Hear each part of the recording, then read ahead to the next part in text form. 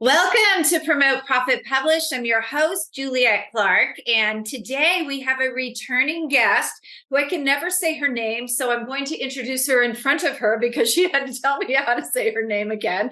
Damn you, why couldn't you be Ally Smith? I'm sorry. That No. but our guest today is Ally Berthiaume. Yeah, I said it right, I think. And she's the founder of The Right Place, Right Time, and her virtual book of boutique coaching and ghostwriting services. As a writing guide or ghost, she serves leaders, entrepreneurs, and visionaries across North America and Europe who know they have the power to activate healing, their own and their readers, by sharing their stories and spreading their message. She supports her clients in writing the book that will light up their world and ours. She is also the author of Dear Universe, I Get It Now, Letters on the Art and Journey of Being Brave and Being Me. And you notice there, I said she because she snuck in her last name a couple times, which I'm not going to repeat. So welcome, Ally. How are you? Thanks for having me back. I was just telling her, for those of you who've watched Outer Banks on Netflix, she's Ally B. That goes with John B. on Outer Banks. I don't know what his last name is either. Before we jump into your courses that you have, because I think it's really important for authors to go through courses. And I know it's really simple. You guys think you can just open up, a Word doc and start writing, but there are structures. We just found out this with a book that we have, a fiction novel that we got, where the editor said, you need to take my courses on how to write narrative. It's because he wrote a whole fiction novel and he doesn't have the narrative right. So there's a lot more to it than just opening it up. So before we jump into that, I love in your bio that you say activate healing, their own and their readers. Writing a book, a lot of people don't realize, is a very healing experience, no matter what the topic. Can you expand on that a little bit? Yeah, I love this phrase. And this is something that I've just been playing around with in the last year in terms of my own marketing language.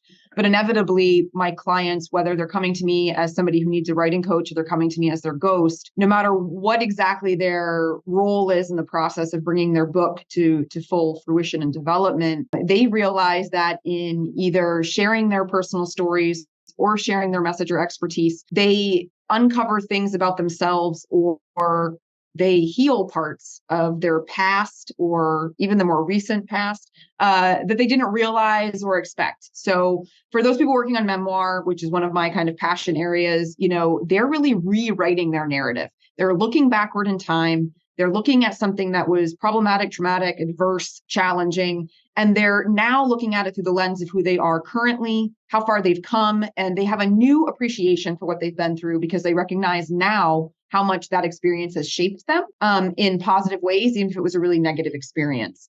And so there's a different kind of healing energy or an integration, if you will, that happens when we are now the author of the story. We are kind of finding new agency over what we've been through.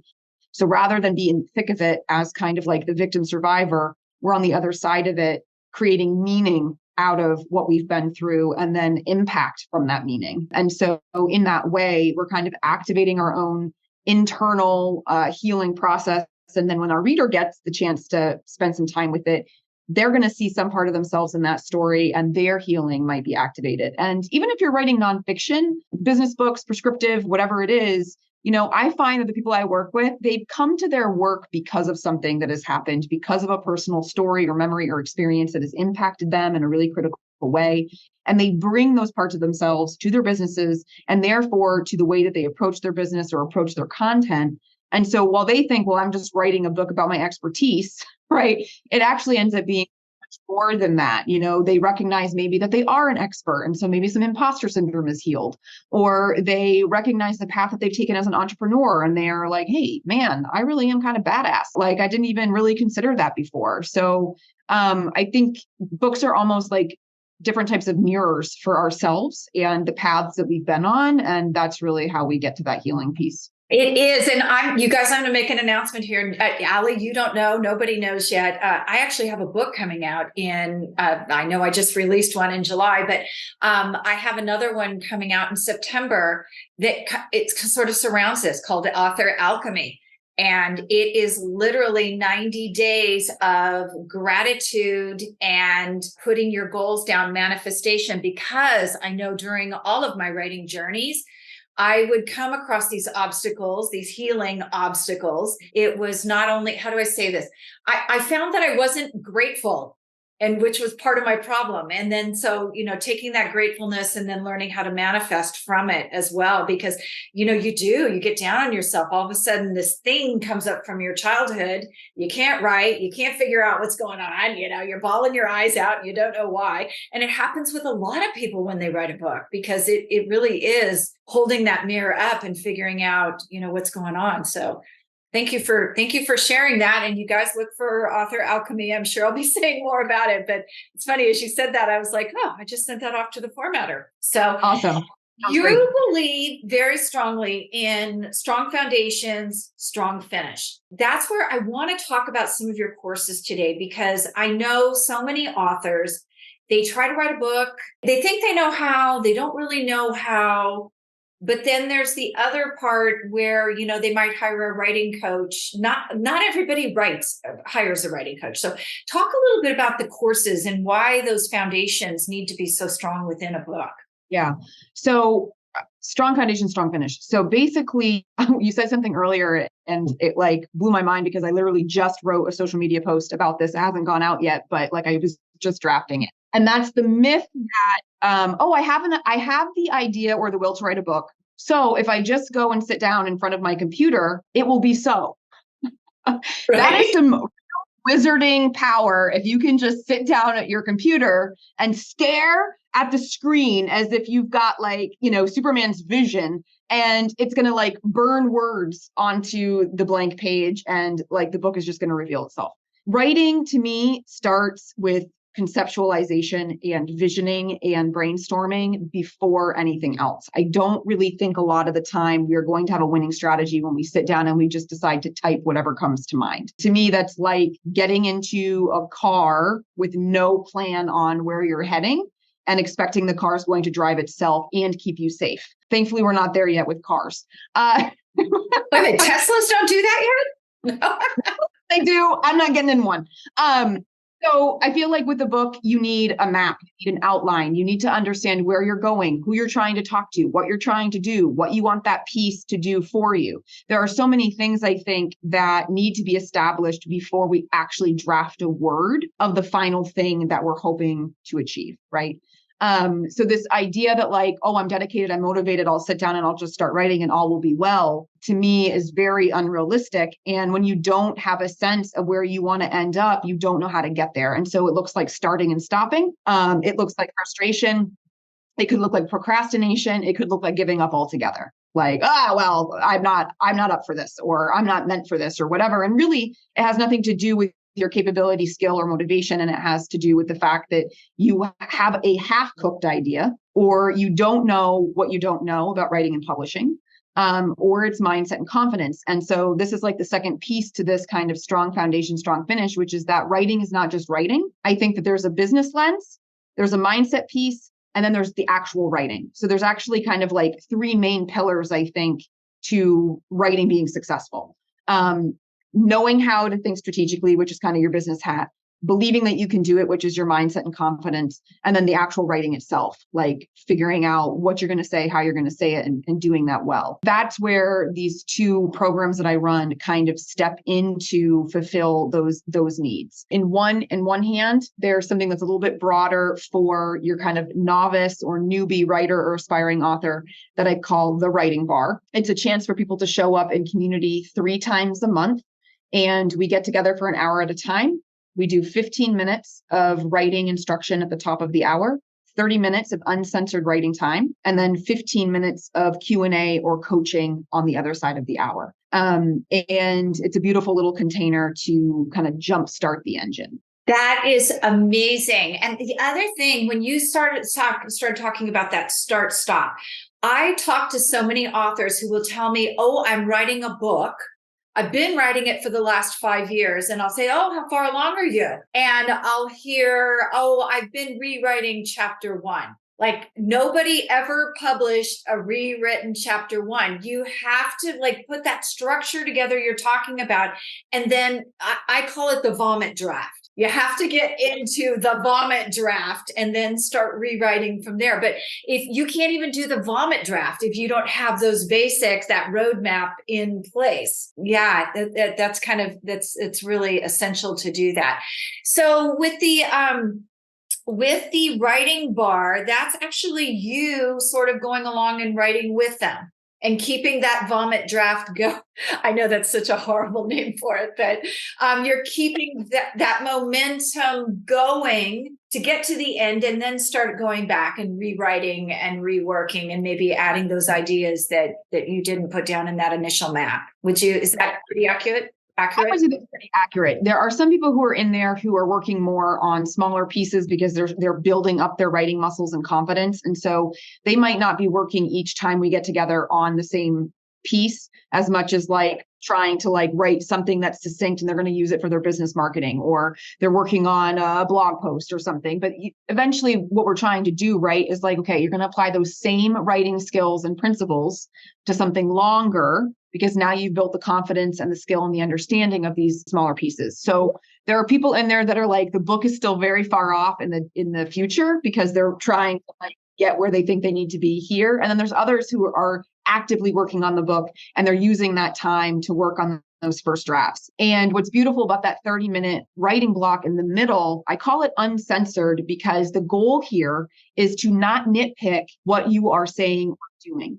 It is purposely to be in the mess of the first draft, to not be doctoring a line for a whole 30 minutes because you're trying to get the word choice down, or you're trying to make sure that what you're saying is absolutely precise or perfect. I like to say, and this goes back to the start-stop problem, what's the point in reviewing one line or one paragraph or one page umpteen thousand times when after you get 100 pages, you're going to inevitably revise it to a point where that first page is no longer going to be there at all. You might cut it entirely, or it needs to be reconstructed because one of those paragraphs actually belongs in chapter 3. You've just spent all this time trying to fix a page that will look entirely differently when you're reading it in the kind of holistic placement of the whole draft. Quit getting in your own way. You can't make something perfect when you don't have something that is whole. Right. So true. And I've had those days, you guys, I will share. I sort of suck at writing. I'm a good storyteller. So I am heavily edited when it gets over to the editor. Like there's a deep copy edit going on there. But what I do get sort of a chuckle out of is when I think I've had a really good writing day, and then I go back on rewrites and I've used the wrong tense of words. I've used the wrong, the words that like pair, where I'm writing about a pair of people and it's PEAR. And I'm like, what the hell was I thinking? I know the difference. But if I didn't have that to work from, then I couldn't get a good laugh at myself, number one. And number two, I don't stop and micromanage those words at that time. And that's really what you're doing, where you're never going to get that book at, is if you're micromanaging every word in real time on the first draft. Yeah. The other thing people think is that like, well, I need to start at the beginning because in writing, there's an intro, there's a middle, and there's a conclusion, right? Like this is what we know of our anatomy, our basic anatomy of a written piece from like our education in high school or whatever. The thing is that just because eventually what the reader sees is a beginning, a middle, and an end, and they're very organized, that doesn't mean that's how you have to enter into the writing. You can start in the writing with what you know and then rearrange it later. So the draft is really about making meaning and figuring out what you're trying to say. You can always then get it in the right place and right order later. But again, you can't move those pieces around if those pieces don't exist. The writing bar is exploring that messy first draft. It's getting in there. It's letting go of perfectionism. It's about process. It's about improvement. It's about learning what your natural writing strengths are and where are your areas of improvement to sharpen. And that's why on either side of that half an hour, I do the education and I do the coaching, right? So that we're learning, we're growing, but we're not letting it hold us back from that 30 minutes of concerted writing time where we're just in the writing, We're not trying to use the thesaurus for word choice. We're not trying to worry about what Grammarly's saying about that comma. Like, let's actually write down the things that we really are called to say. We'll figure out how to make them sound better later. Yeah, I'm really impressed that you use Grammarly. I actually canceled it because it interfered with some other programs that I was working with, especially email. I don't know what it was doing, but anyway, so that might be a reason that my books are so challenging to edit as well, because my Grammarly's gone. Well, it's not always perfect. So that's one thing. Yeah. And that's a good point. If you look at a Word document, when you go in and use spell check, we find when you format books, when people have done that and they haven't actually used a real editor, that there are words that are acceptable, but they don't make sense. That the word spell check doesn't pick up. So tell me about blank page to your book's blueprint, because I feel like that's another, like a master class that a lot of people could use before they sit down and even start writing. Yeah. So this is a little bit different in that it's more of a do-it-yourself approach. So I use the platform Thinkific. It's a course portal, and all of the videos, modules, lessons, homework is all in there to kind of do at your own pace. But the point of that program is to get people to basically write an entire blueprint for themselves before they draft a single word. Those things that I mentioned in the beginning under strong foundation, strong finish. So understanding, why are you doing this? Who are you writing it for? What is your main point of your story? Understanding your story arc, your table of contents, your chapter abstracts. Those are all pieces, to me, of having a strong foundation before you actually sit at the blank page and try to type anything. It's making sure that the arc is there when you're writing something that's narrative nonfiction, which the course is really focused on, predominantly for memoir. Although a lot of the moves that we would make in a narrative arc can also be translated to a business book. There are still 3 acts. You're still taking people on a journey. There's still an introduction, a meaty middle, and a conclusion. So there are a lot of very similar moves and transferable skills. But this particular course is really helping people identify their memoir, and not in a way that people think of memoir, which is to just like regurgitate every life event, but to really think carefully about the point of some of their most critical life experiences. What is the meaning of those? What do they want to share with the reader? And then doing it in a compelling way that reads like a novel, is written really strongly, and isn't just this kind of flat, look at me, autobiographical thing, which memoir is not. So part of this course is really teaching the genre, teaching what makes it distinct from autobiography or biography, helping people understand the difference between circumstance and life events and what the story of a book is, which is the emotional piece that a reader gets behind, and then organizing their thoughts and their story in a way that's going to translate into that beautiful book through chapters and scene development and all of those things. It's that strong foundation piece. It's setting up this document that's going to serve as your guide and your map before you actually sit down to write that opening chapter, opening scene, the line that hooks them in. Right. I'm always surprised. I read for the first time in a very long time last week while I was on vacation, a Stone Barrington book. And I'm sometimes surprised by the lack of writing skill of some of today's top writers that are making a lot of money. It's just like, wait, how do we get from here to here?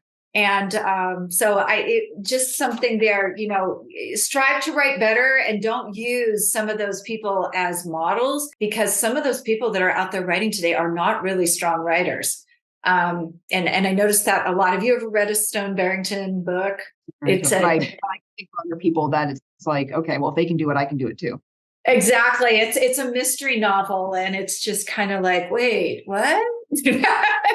But he has several years and years of books. These that's the character in it. That's not the author. I don't remember the author's name, but every time I listen, I'm like, how the hell did this person ever get a contract? Like a real publishing contract. Out of this. Yeah, but I guess they figured out a formula, and they figured out a reader niche, right? Like a reader that isn't reading with the same critical or editorial eye, right? that somebody else is looking for a higher art form, right? They've nailed the reader who's good with whatever their style is and whatever their ability is to deliver a particular story. Like, I feel like I'm kind of like a snob, like I'm going to weigh things very differently. And I think part of that has to do with, I've been studying books and writing, my entire life. I have a master's of fine arts in creative writing. So I feel like my standard is higher. So there's certain books that I'm like, I'm not going to let them get away with that. Bad review, whereas other people are like, I loved it. It was great. And I'm like, oh God, like it would have been the equivalent of me watching reality TV. Some people love that and I can't stand it. Like, so, this is where that, writing is subjective. And that's why we have this range of books out there that are on that continuum of poor to excellent. But I think that the author's job is to know as much as you can, be as best as you can, put your best forward. And so don't just sit down and willy-nilly around and wing it. Like, at least be able to say that you did your due diligence, you studied, you read, you tried, you wrote a draft, you revised a draft, and you wrote it. Yes. And I have to tell you, I think the Stone Barrington books are more male focused, because where I roll my eyes every time is, what, you just met her this morning and she's sleeping with you already, which I gotta think is a guy thing. Like, because it doesn't, like, it seriously doesn't happen. Like, what? In this book, everybody's trying to kill you again, and everybody who's not trying to kill you is sleeping with you? So, well, don't you know, there's only those two paths, death or sex. I know. That's why I said it must be a male-oriented book. It must be written for men. Sorry, men, if I have men listeners. Yes, you are as shallow as you appear. No. That is so mean. Sorry, guys. So if we want to take part in your writing bar, and I'm going to put the links for both of these in the podcast, where do we show up and sign up? If we I would think this would be a great program if you were struggling to find time to write every week, to know that this is the time you're going to show up. This is the structure. This is how it's going to be.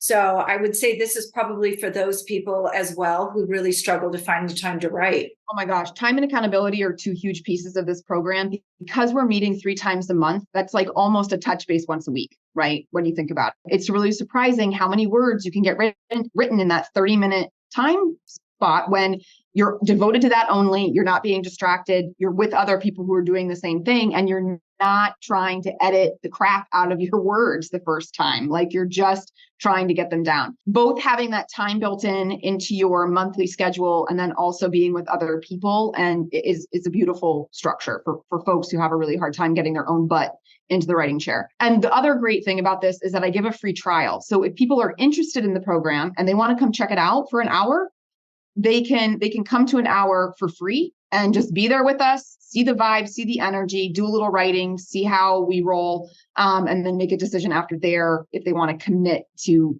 coming into the program. The link that you're going to include, that's where they get the information.